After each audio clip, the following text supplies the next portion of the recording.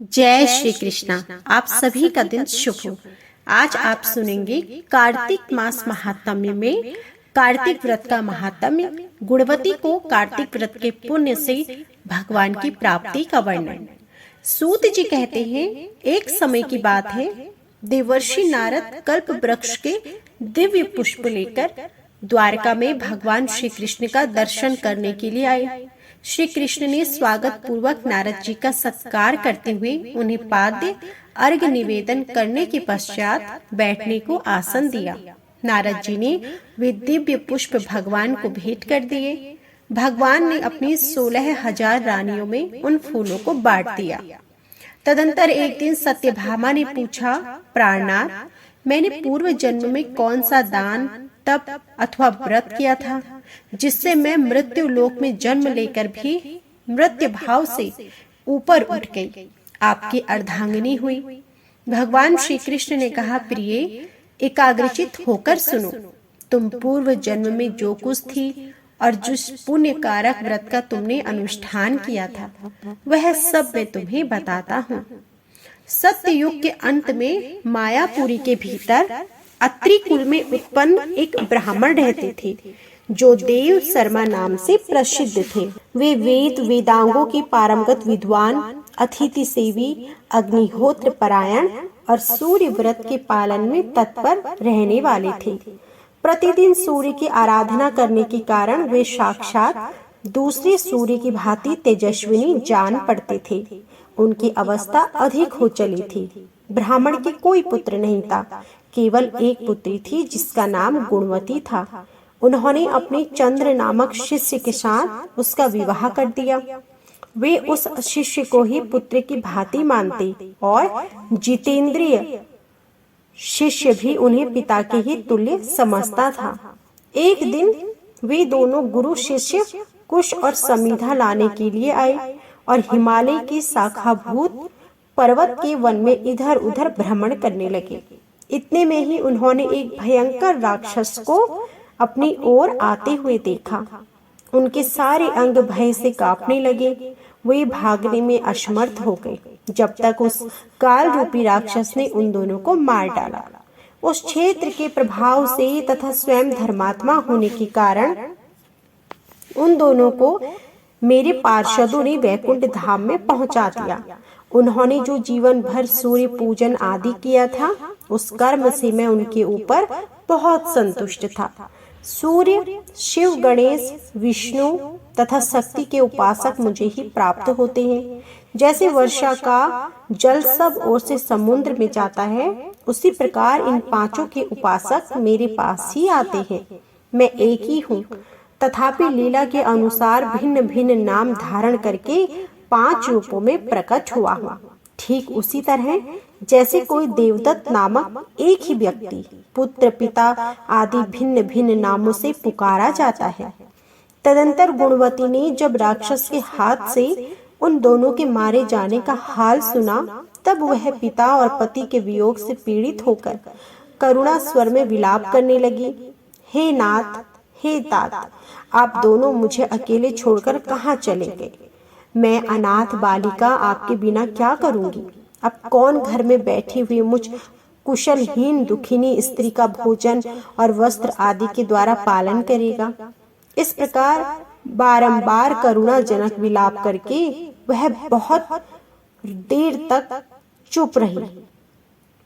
गुणवती शुभ कर्म करने वाली थी। उसने घर का सारा सामान बेचकर अपनी शक्ति के अनुसार पिता और पति का पारलौकिक कर्म किया। तत्पश्चात वह उसी नगर में निवास करने लगी। शांत भाव से सत्य, शौच आदि के पालन में तत्पर हो भगवान विष्णु के भजन में समय बिताने लगी। उसने अपने जीवन भर में 2 व्रतों का विधि पूर्वक पालन किया। एक तो एकादशी का उपवास, दूसरा कार्तिक मास का भली भांति सेवन। प्रिय, ये 2 व्रत मुझे बहुत ही प्रिय हैं।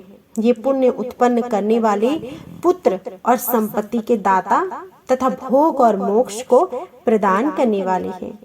जो कार्तिक के महीने में सूर्य के तुला राशि पर रहते समय प्रातः काल स्नान करते हैं, वे महापात के होने पर भी मुक्त हो जाते हैं।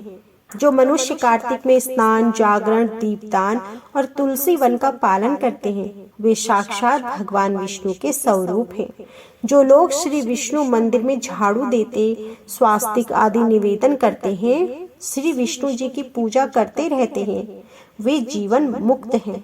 जो कार्तिक में 3 दिन भी इस नियम का पालन करते हैं, वे देवताओं के लिए वंदनीय हो जाते हैं। फिर जिन लोगों ने आजन्म इस कार्तिक मास व्रत का अनुष्ठान किया है, उनके लिए तो कहना ही क्या है। इस प्रकार गुणवती प्रतिवर्ष कार्तिक मास का व्रत किया करती थी। वह श्री विष्णु जी की परिचर्या में नृत्य, निरंतर भक्ति पूर्वक मन लगाए रहती थी। एक समय जबकि जरा अवस्था में उसके सारे अंग दुर्लभ हो गए और वह स्वयं भी ज्वर से पीड़ित थी। किसी तरह धीरे धीरे चलकर गंगा के तट पर स्नान करने के लिए गई। ज्यों ही उसने जल के भीतर पैर रखा, त्यों ही वह शीत से पीड़ित हो कांपती हुई गिर पड़ी। उस घबराहट की दशा में ही उसने देखा कि आकाश से एक विमान उतर रहा है, जो शंख, चक्र, गदा और पद्म धारण करने वाले श्री विष्णु रूपधारी पार्षदों से सुशोभित है और उसमें गरुड़ चिन्ह से अंकित ध्वजा फहरा रही है। विमान के निकट आने पर वह दिव्य रूप धारण करके उस पर बैठ गई। उसके लिए चंगवर डुलाया जाने लगा। मेरे पार्षद उसे बैकुंठ ले चले। विमान पर बैठी हुई गुणवती प्रज्वलित अग्नि शिखा के समान तेजस्विनी जान पड़ती थी। कार्तिक व्रत के पुण्य से उसे मेरे निकट स्थान मिला। तदंतर जब मैं ब्रह्मा आदि देवताओं की प्रार्थना से इस पृथ्वी पर आया, तब मेरे पार्षद गण भी मेरे साथ ही आए। भामिनी समस्त यादव मेरे पार्षद गण ही हैं। ये मेरे समान गुणों से शोभा पाने वाले और मेरे प्रियतम हैं। जो तुम्हारे पिता देव शर्मा थे, वे ही अब सत्राजित हुए हैं। सुबह चंद्र शर्मा ही अक्रूर हैं और तुम गुणवती हो। कार्तिक व्रत के पुण्य से तुमने मेरे मंदिर के द्वार पर जो तुलसी की वाटिका लगा रखी थी, इसी से तुम्हारे आंगन में कल्प वृक्ष शोभा पा रहा है।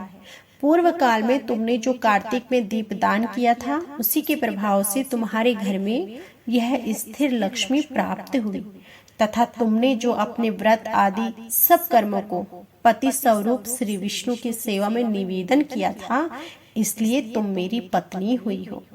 मृत्यु पर्यंत जो कार्तिक व्रत का अनुष्ठान करता है, उसके प्रभाव से तुम्हारा मुझसे कभी भी वियोग नहीं होगा। इस प्रकार जो मनुष्य कार्तिक मास में व्रत परायण होते हैं, वे मेरे समीप आते हैं। जिस प्रकार की तुम मुझे प्रसन्नता से देती हुई यहाँ आई हो। केवल यज्ञ, दान, तप और व्रत करने वाले मनुष्य कार्तिक व्रत के पुण्य की एक कला भी नहीं पा सकते। सूत जी कहते हैं, इस प्रकार जगत के स्वामी भगवान श्री कृष्ण के मुख से अपने पूर्व जन्म के पुण्यमय वैभव की बात सुनकर उस महारानी सत्यभामा को बड़ा हर्ष। अब सुने कार्तिक मास में सुनी जाने वाली इल्ली और घुन की कहानी। एक इल्ली और घुन था। इल्ली बोली, आओ घुन, कार्तिक स्नान करें। तो घुन बोला, तू ही कार्तिक स्नान कर ले, मैं तो नहीं करूंगा। बाद में इल्ली तो राजा की लड़की के पल्ले के लगकर कार्तिक स्नान करती। घुन ने कार्तिक स्नान नहीं किया, दोनों मर गए। बाद में इल्ली के कार्तिक स्नान के पुण्य के कारण राजा के घर में उसका जन्म हुआ और घुन राजा के घर गधा बन गया। राजा ने बेटी का विवाह किया। बेटी ससुराल जाने लगी तो उसने अपनी पालकी रुकवाई और राजा से कहा कि यह गधा मुझे चाहिए। तब राजा ने कहा, यह मत लो, चाहे और धन दौलत ले लो, पर लड़की नहीं मानी, मुझे तो यही चाहिए। गधे को रथ के पास बांध दिया तो गधा दौड़ने लगा। महल पर पहुंचने पर गधे को महल के नीचे बांध दिया। जब लड़की नीचे उतरती तो गधा कहता, मुझे पानी पिला दो। तब लड़की ने कहा, मैंने पहले ही कहा था कि कार्तिक स्नान कर ले, पर तूने कहा था मैं तो बाजरा खाऊंगा और ठंडा ठंडा पानी पीऊंगा। उनको बातें करते राजा ने सुन लिया। जब राजा ने कहा कि आप मुझे सारी बात बताओ, तब रानी ने राजा को सारी बात बताई कि मैं पिछले जन्म में इल्ली थी और ये घुन था। तब मैंने कहा कि तू कार्तिक स्नान कर, पर वह नहीं करा। मैं कार्तिक स्नान के पुण्य से राजा के घर लड़की हुई और आपके घर में राजपाट कर रही हूँ। तब राजा ने कहा कि कार्तिक स्नान का इतना पुण्य है तो हम दोनों जोड़े से नहाएंगे। रानी राजा ने अत्यंत प्रसन्न मन से कार्तिक स्नान कर दोनों ने दान पुण्य किया और सारी नगरी में कहलवा दिया कि सब कार्तिक स्नान कर नहाए हुआ पानी घुन पर डालेंगे, जिससे घुन की मोक्ष हुई। हे कार्तिक भगवान, श्री हरि विष्णु जैसा सुख इल्ली को दिया वैसा ही सबको देना। इस कहानी को सुनने वाले, पढ़ने वाले और हुंकार भरने वालों को सदा ही सुख की प्राप्ति देना। तो यह थी आज की संपूर्ण कथा और इल्ली और घुन की कहानी। उम्मीद करती हूँ यह वीडियो आपको जरूर पसंद आया होगा। वीडियो पसंद आया हो तो प्लीज वीडियो को लाइक जरूर कीजिएगा।